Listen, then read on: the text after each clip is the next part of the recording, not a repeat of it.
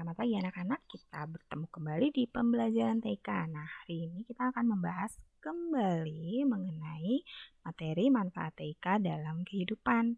Beberapa waktu yang lalu,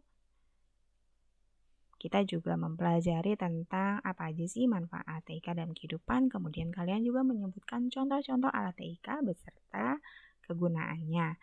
Nah, kita akan membahas alat-alat yang ada di sekitar kita dan juga kegunaannya bagi kehidupan kita.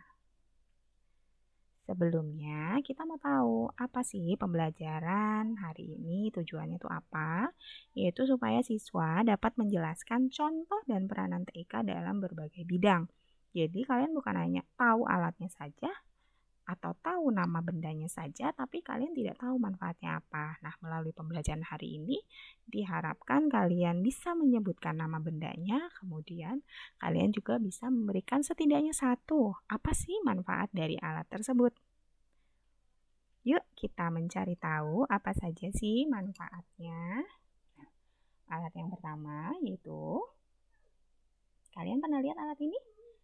Nah, nama alat ini adalah mesin EDC atau Electronic Data Capture. Nah, mesin EDC ini memang memiliki fungsi yang sangat penting, baik untuk pemilik toko ataupun kita sebagai konsumen, karena sama-sama diberikan kemudahan dalam melakukan proses pembayaran. Biasanya, mesin ini menjadi alat transaksi baik di restoran ataupun pusat perbelanjaan. Kemudian, dengan mesin di sini, kita juga memudahkan untuk pembayarannya ya. Nah, mesin ini berbentuk seperti ponsel. Kemudian ada layarnya. Kemudian juga ada angka-angka seperti kalkulator dan tombol input angka seperti ponsel juga ya di sini. Lalu di bagian samping terdapat lubang khusus sebagai tempat untuk menggesek kartu ATM atau kartu debit. Perlu diketahui bahwa mesin ini hanya berfungsi sebagai alat gesek pembayaran non-tunai. Jadi tidak bisa untuk menarik uang di mesin ini. Kemudian mesin ini juga biasanya diterbitkan oleh bank. Jadi tidak sembarangan kita menggunakan alat ini ataupun mempunyai alat ini. Selanjutnya adalah mesin ATM, Automatic Teller Machine. Nah, melalui alat ini kita bisa melakukan pengiriman uang ataupun pengambilan uang. Tapi tetap kita menggunakan kartu ATM atau kartu kredit. Nah, ini ada beberapa contoh dari penggunaan atau kartu-kartu yang bisa kita gunakan, yaitu ada kartu kredit ataupun kartu ATM. Untuk kartu kredit biasanya juga diterbitkan oleh bank tertentu.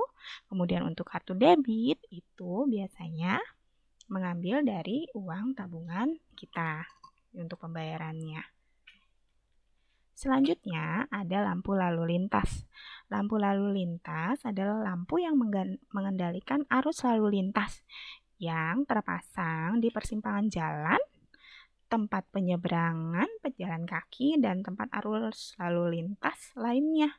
Jadi, dengan adanya lampu lalu lintas ini, itu menandakan kapan kendaraan harus berjalan dan berhenti secara bergantian dari berbagai arah.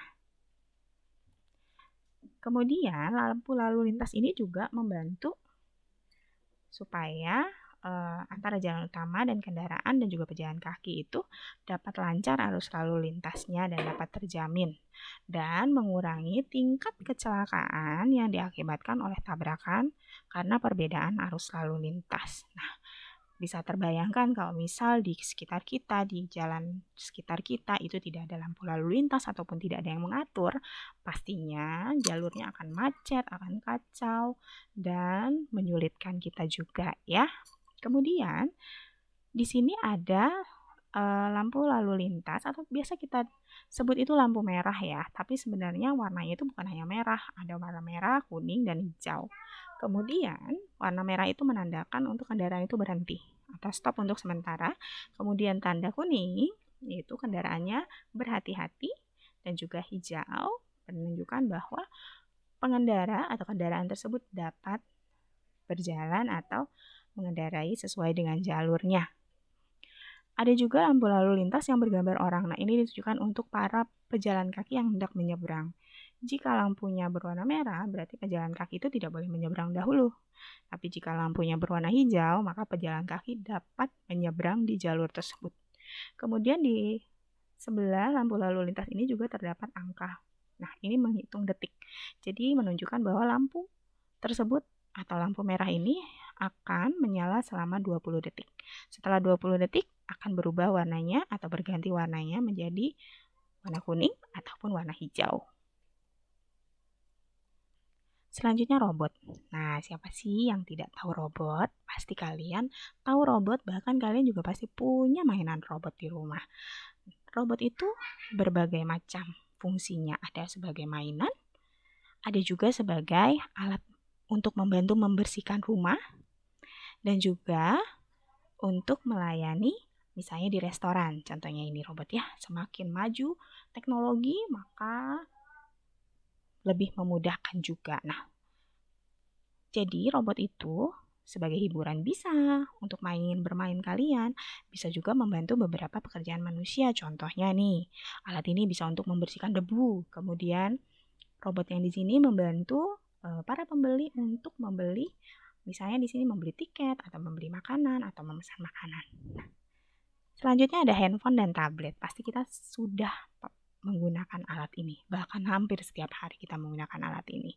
Nah, handphone dan tablet bisa kita gunakan untuk foto, menelpon, membuat video, mengirim pesan, mendengarkan musik, dan juga sebagai alat buat belajar atau media pembelajaran. Contohnya seperti sini.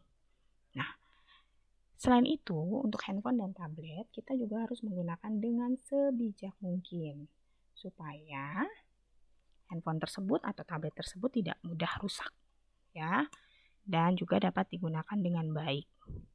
Selanjutnya, siapa ya yang tahu apa sih alat ini? Apa sih alat yang ada di depan bapak-bapak ini? Ada yang tahu kah? Iya, ini adalah mesin kasir. Apa ya kegunaan mesin kasir?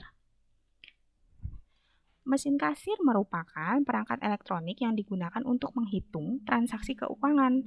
Mesin kasir pada umumnya memiliki keyboard yang digunakan untuk memasukkan data. Seperti ini. Kemudian juga ada scannernya juga ya anak-anak ya. Kemudian dan laci yang digunakan untuk menyimpan uang tunai dan juga perangkat pencetak sebagai tanda terima atau struk yang akan kita terima. Nah, mesin kasir ini macam-macam. Ada yang bentuknya besar, ada yang bentuknya simpel seperti ini. Ini berkat kemajuan dari teknologi. Kemudian ada juga yang seperti ini. Semakin modern, ini menggunakan layar sentuh juga ya. Nah, selain itu ada juga papan tulis digital. Digunakan untuk media pembelajaran pastinya ya. Di sini papan tulisnya sudah berupa digital, sudah lebih modern. Kemudian ada juga monitor, komputer, laptop di sini. Dan juga kegunaannya misalnya untuk pembelajaran secara online seperti yang kita lakukan misalnya melalui Google Meet. Jadi alat TIK yang ada di sekitar kita itu banyak sekali, kemudian manfaatnya juga banyak. Tapi tetap kita harus bertanggung jawab saat kita menggunakannya. Tuh. Nah, alat-alat ini membantu dalam kita belajar, baik secara langsung ataupun online. Tapi tetap kita, kalaupun secara online, kita tetap harus menggunakan jaringan internet.